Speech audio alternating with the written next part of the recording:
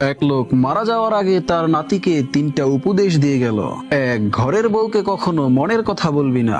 2, বাড়ির সামনে কখনোই বড়ই গাছ লাগাবি না। 3, পুলিশের সাথে কখনোই বন্ধুত্ব করবি না। দাদা মারা যাওয়ার পরে নাতির মাথায় সারাক্ষণ একটাই চিন্তা, দাদা কেন এই কাজগুলো করতে নিষেধ করে গেল।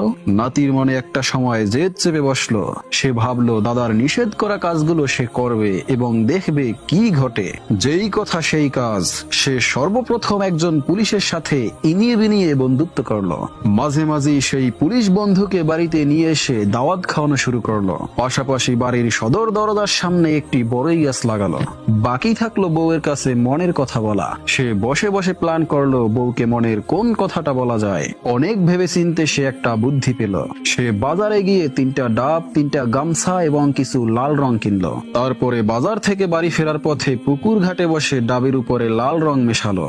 রং মেশানোর পর গামছা দিয়ে ডাবগুলোকে এমন ভাবে পেঁচিয়ে ফেললো যাতে দেখে মনে হয় গামছার ভিতরে মানুষের কাটা মাথা রাখা আছে। তারপরে দৌড়াতে দৌড়াতে বাড়িতে এসেই ভং ধরে বউকে বলল, ওগো সর্বনাশ হয়ে গেছে, আমি তো 3টা মানুষকে খুন করে ফেলেছি, তুমি এই কথা কাউকে বইলো না প্লিজ। তারপর স্বামী স্ত্রী দুজনে মিলে একটা গর্ত করলো।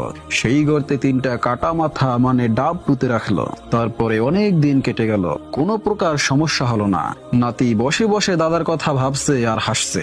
শালা বুইরা, সবই তো করলাম, কিছুই তো হইল না, সবকিছুই ঠিকঠাক যাচ্ছিল। ব্যাপারটা এক সময় সে ভুলিয়ে গেল। হঠাৎ একদিন তার বউয়ের সাথে তার প্রচুর ঝগড়া হলো। রেগে গিয়ে তার বউ বলল, তোর গোপন কথা আমি ফাঁস করে দিব, ওয়েট। বউ তখন স্বামীর পুলিশ বন্ধুকে ফোন করে বাড়িতে রাখলো। পুলিশ আসার পর লোকটির বউ পুলিশকে গর্তের কাছে নিয়ে গিয়ে বলল, এখানে 3জন মানুষের মাথা আছে, আমার স্বামী এদেরকে খুন করছে। গর্ত থেকে পুলিশ গামছা পেছানো 3টা মুন্ডু বের করলো। গামছা খুলে দেখা গেল 3টা ডাব। বউ তখন বলল, এখানে তো মানুষের মাথা ছিল, নিশ্চয়ই আমার স্বামী মাথা চেঞ্জ করে ডাব পুঁতে রাখছে, আমি নিজে সাক্ষী। পুলিশ সঙ্গে সঙ্গে লোকটাকে বলল, অ্যারেস্ট হিম। লোকটি দৌড় দিতে যাবে, ঠিক তখনই সদর দরজায় বড়ই গাছের কাটা পায়ে লেগে লোকটি পড়ে গেল। সে পালাতেও পারলো না। পুলিশ তাকে ধরে থানায় নিয়ে গিয়ে মারতে মারতে জিজ্ঞেস করলো, বল মুন্ডুগুলা কোথায় লুকিয়ে রাখছিস।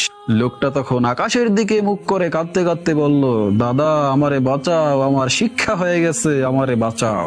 প্রিয় দর্শক, এই গল্পের উপদেশগুলো আমাদের জীবনের প্রতিটি পদক্ষেপে সাবধানতা ও চিন্তাশীলতার প্রয়োজনীয়তার কথা মনে করিয়ে দেয়। দাদার উপদেশগুলোর মধ্যেই লুকিয়ে আছে জীবনের কঠিন শিক্ষা, যা সরাসরি না বুঝলেও প্রতিটি পদক্ষেপে ফলাফলের মধ্যে প্রকাশিত হয়।